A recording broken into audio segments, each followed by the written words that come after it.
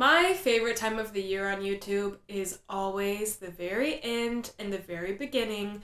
That nice 2-3 week period when all the booktubers talk about their favorite books of the year. I swear, it's the best. I watch every single one, whether it is a favorite creator of mine, one I've never heard of, big, small, the whole thing. I've probably done that for, I want to say probably a decade at this point, but I have never actually done it myself. And I thought, what am I waiting for? I love books and I would like to talk about them more. So I thought I'd throw my hat in the ring and share my favorite books of 2021. I will say a disclaimer from the beginning, I did not read 70 books, 100 books like some of the very impressive people do on here. That isn't me. I don't know if I'm ever going to be able to do that. I was in grad school this year, and the truth of the matter is it very nearly destroyed me. That is not really a joke.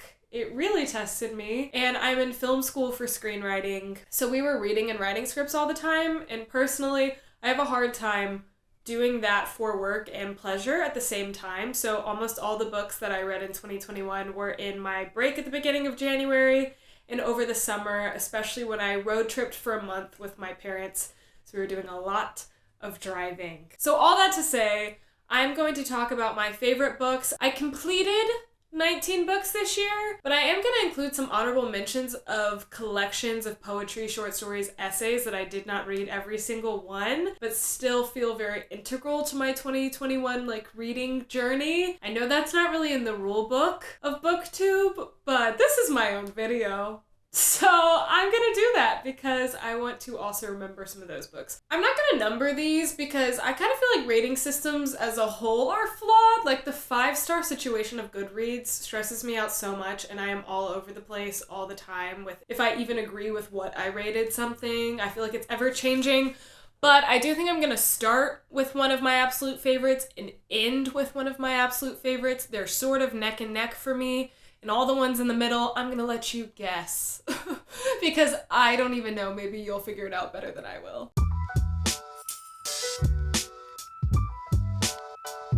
So the first book that I'm going to talk about is The Song of Achilles by Madeline Miller. Some of these books are not going to be the most popular books of the year, but this one happens to be one of the most popular books of the year. And it was a glorious reading journey for me. I think what really stands out to me about this book is Madeline Miller's absolutely beautiful writing. Her writing is poetry. Genuinely, the scenes that she crafts, the little angelic details are so atmospheric and so unique, and really poetry is the best way that I can describe it. Right after I finished this, I immediately jumped into her other book, Circe, because I wanted to stay in the glorious language that she crafts. I think it's absolutely exceptional. And I know that this is one of those books that was incredibly hyped, and so because of that, then there's a lot of divergent either I wept all night forever and my soul was ripped out of my body and I loved it, or I didn't weep. Maybe I didn't have a good reading experience, which I love the catharsis and the power of stories to make us feel a million things and bring us to that place. But I finished this in the kitchen where my parents were milling about and I did not weep. I felt in my body that I wished that it was coming out, but I didn't. But I still absolutely loved it. I don't really know if the tears flowing is the right measurement for an enjoyable, or not even enjoyable. How are we measuring our favorites? I have such a hard time with this. But all that to say, if you don't know what The Song of Achilles is about, I think the name probably gives you a good indication. It is sort of a retelling, reimagining of the Greek myth of Achilles, but it is told through the lifelong companion of his, who's Patroclus, or Patroclus, however you say it, as they really just journey through life together, kind of in the shadow of the legend of who Achilles is meant to be as a warrior. One of the only things that kind of left me wanting about this book was I did feel the ending, particularly the last few sentences, were a bit rushed, and I really appreciate when there's some space created for us to kind of linger in a moment, in a feeling, in all the things that the writer has orchestrated and crafted to this conclusion. That's one of the only things, but I think that might also kind of be because I did wish that I was in bed and could just sort of have my heart broken in peace.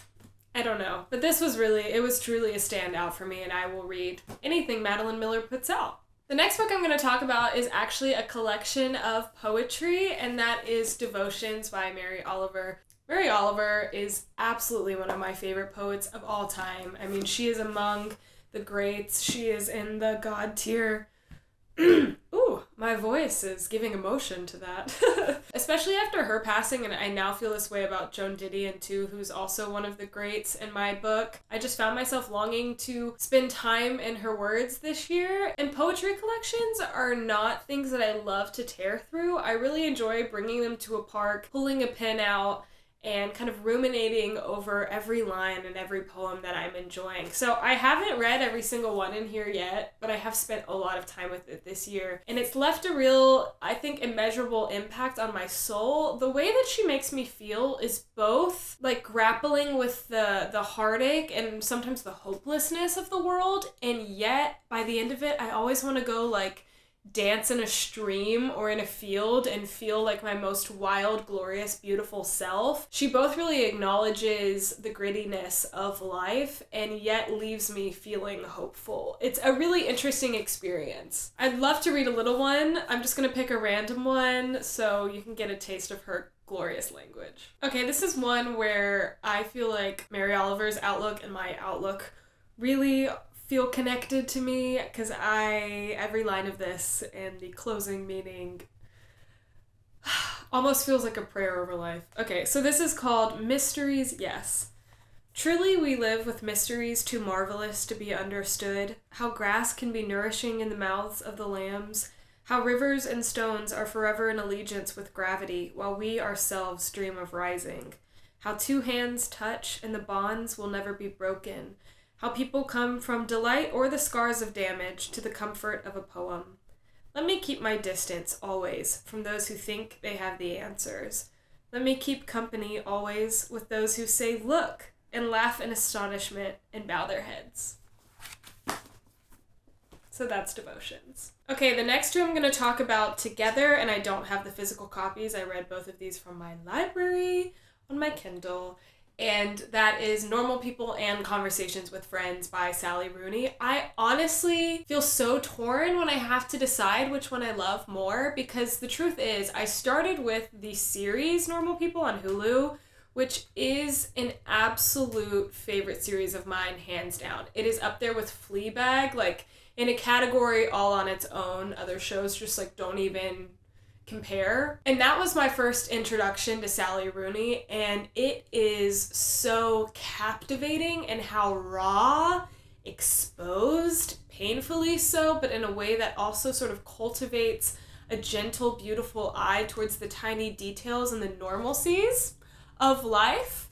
And I think the series actually does that better than the book, only because the book's writing and the storytelling is absolutely so honest in a way that makes so many other stories feel really overly polished. And so that's all a part of what Sally Rooney's doing. But I think the series even amplifies that by having stunning cinematography, really stripped back performances by the actors, and a directing style that creates space for the audience to kind of have its own thought processes and reach its own conclusions in the moments between words and in the moments of walking or silence, that I think really kind of brings home the power of what Sally Rooney is saying. I'm also realizing I never said what Normal People is about, but the truth is Sally Rooney's books are really character-driven stories about people kind of struggling with the reality of life and the world, but also sometimes not really realizing how intricately woven their lives are with other important people around them. So in Normal People,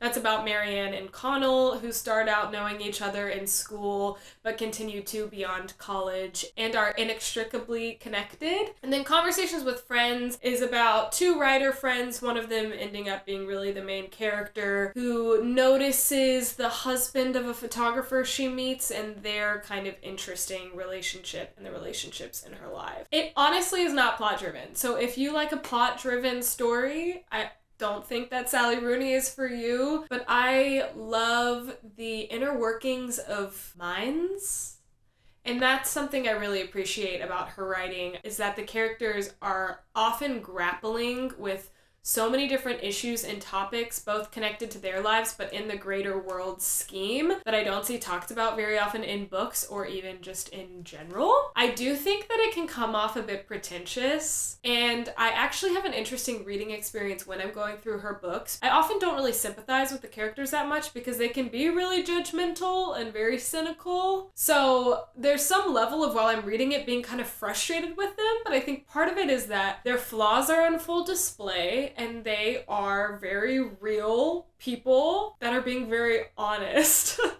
I often find myself finishing one of her books, though, and not fully knowing how I feel, feeling a little tired of the, like, look how intelligent I am in my own head thing that she has in a lot of her work. But as time goes on, her stories linger with me so much. And I honestly think that is a big way that I feel connected to a story, is when it continues to have presence in my life and challenges my thinking and my way of looking at things, which her books absolutely do. Despite the fact that her characters can be kind of infuriating, I do think her work is often characterized by them having a humbling aha at the end, where they might look up from the craziness of the life that they are so overwhelmed by and begin to see the little sweetnesses of the mundanity and normalcies. And this quote that I'm going to read, I feel like is sort of the overwhelming feeling that I associate with her work by the end of it. But for her, the pain of loneliness will be nothing to the pain she used to feel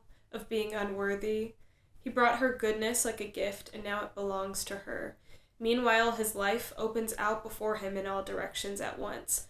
They've done a lot of good for each other. Really, she thinks. Really. People can really change one another.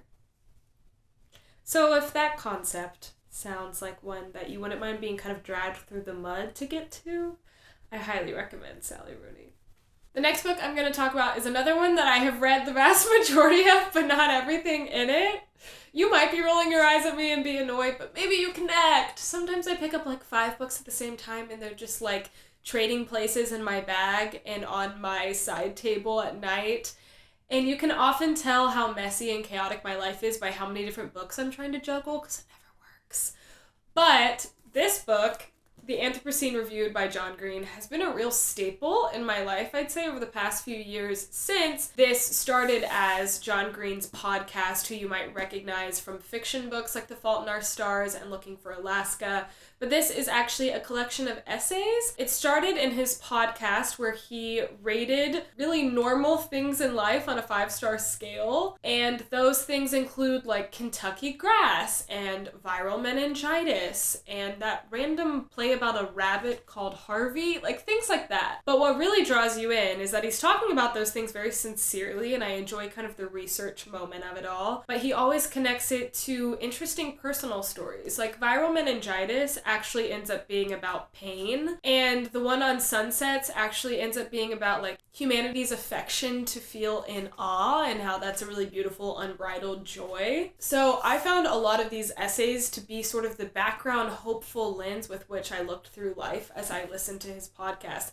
And I don't listen to a lot of podcasts, but this one was a real staple for me. And when I went on that road trip with my parents, something that felt especially wonderful about going through this book was getting to sit between my parents between the many hours that we were on the endless highway and read out John Green's beautiful writing and feel more connected to my parents through it. Let's see if I can find a little quote to share. Okay, you might not have expected this, but I'm going to share a little paragraph from his section on Canadian geese. So just before this moment, he's talking about how humans inevitably have a great power over the world, and that's going to lead us into this section.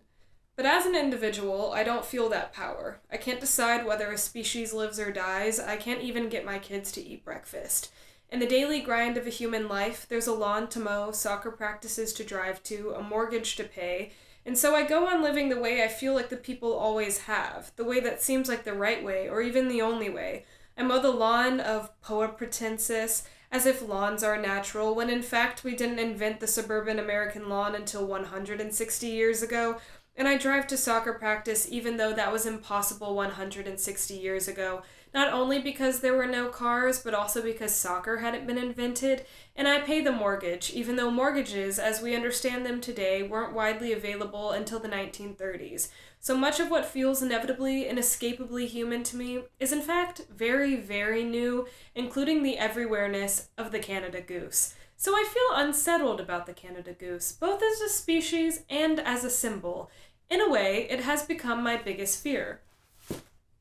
That's the taste that you get. Highly recommend. The next book I want to talk about is perhaps the best rom-com I have ever read. I'm already excited to read it again. This was the type of book that had me screaming and giggling like every single page. And that is one you might have heard of, and that's The Hating Game by Sally Thorne. We got 2 Sallys in a row. Thank you, Sallys, for your contributions to my life. So The Hating Game is an enemies to lovers workplace romance. And I think I know when a rom-com really lands with me, and that is when it makes me feel like I'm falling in love. And this book really felt that way. I remember that I was with my parents at the beach when I was reading it, which you gotta love a rom-com at the beach, you just do. And my parents had to go to this little business dinner with this other old fancy couple, and I was just this awkward fifth wheel. So I went outside and I finished this book, and I could have been in heaven. It didn't matter. It didn't matter. I was absolutely tearing it up. I have to give a lot of credit to Noelle Gallagher for convincing me to read this because it just added a lot of joy to my life. I think that romances and rom-coms, both in books and films and just in general, can get a lot of flack, largely misogynistic, patriarchal flack because it's associated with women, which as if women are the only people falling in love. Like, can we get over it, everybody? Don't we all like love? And so there's some level where I haven't read a lot of rom-coms or romances, or I'll often read fantasies because they have that in them, but it's a fantasy, so I'm not being as indulgent, which is just so dumb. Like, guilty pleasures don't need to be a thing, and I love rom-coms, so I want to read more of them. That's what this taught me. And this also made me want to be like, 5 stars all around! Why ever be critical to anything? It made me so happy! So that's how I felt about The Hating Game. The next book I'm going to mention is actually a specific essay within the book that I'd like to mention, but first, the book is The Shell Collector by Anthony Doerr, or Doerr, and this is a collection of short stories. And I was actually in an adaptation course this semester where we had to examine and analyze the adaptation process and what it looks like to create different forms of stories and how each different iteration can be its own standalone moment of creative storytelling. But we also had to look at a lot of short stories that we might consider adapting. And the one that won me over this semester was in here, and it was called So Many Chances. This short story, So Many Chances, is about a young 14-year-old girl named Dorothea whose family up and moves quickly from Ohio to Maine to this totally new life. Her father was a janitor, but upon hearing that maybe he can get a job helping to build ships, he decides that his family has to take the chances that are given.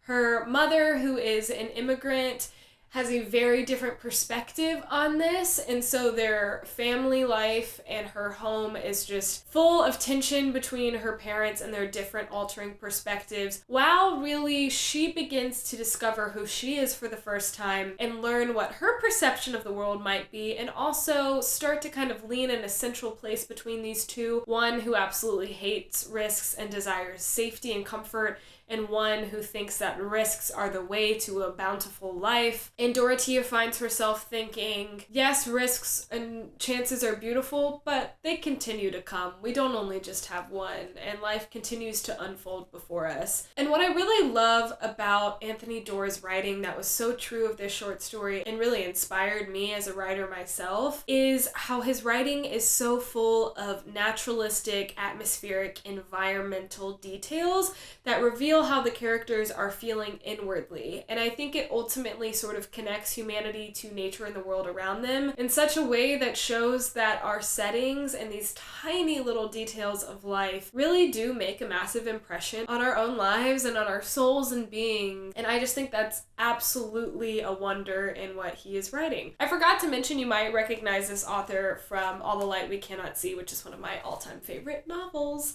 But short stories, highly recommend them. This was a great collection. Alright, I'm gonna take a big sip for the end.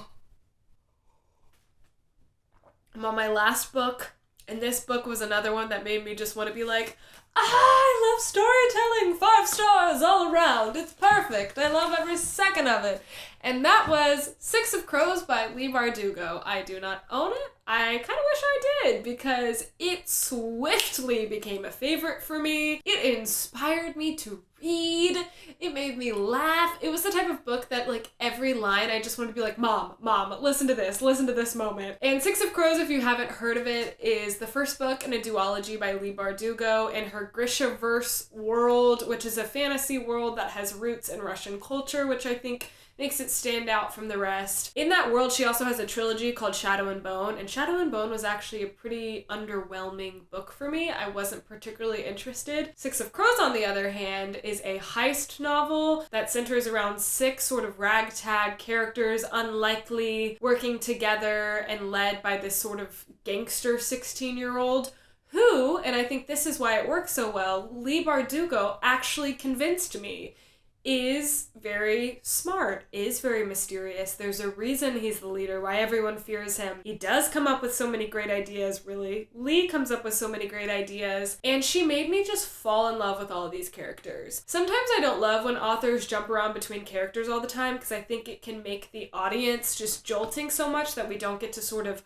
find ourselves deeply in a character long enough to really feel connected to them. I didn't feel that way about this book. I enjoyed being in every character's headspace, and the background of all of them, the different little pairings that she sort of puts them in, were all just delectable, and I enjoyed every second. The second book also was a win for me, but I think Six of Crows, the first one, has got to take the cake for me. I've been recommending it all over the place. I think it is one of those books that the vast majority of people would enjoy. If you like fantasy, if you like adventure, if you like interesting characters, if you like interesting worlds, there's just a lot of really gripping things going on in it, and I just was so glad that I found it this year. So those are my favorites from this year. I would love to know if you've read any of them. I would even love to know more so what your favorites of the year are so that I can add some for my 2022. I'm already excited, already expectant about the different wonderful stories that I can get into this year. And I hope that you enjoyed this video. And I also hope that at the beginning of the year, you're both feeling a hopeful sense of a fresh start, a hopeful sense that this year can be better, a belief that it can, a walking in that direction, but also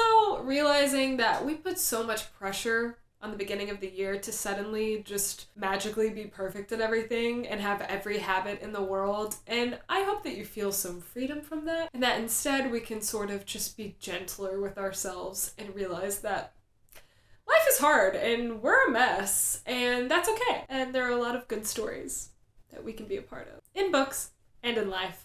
Cheers, I'll see you next time, which hopefully won't be in a year and a half. Goodbye!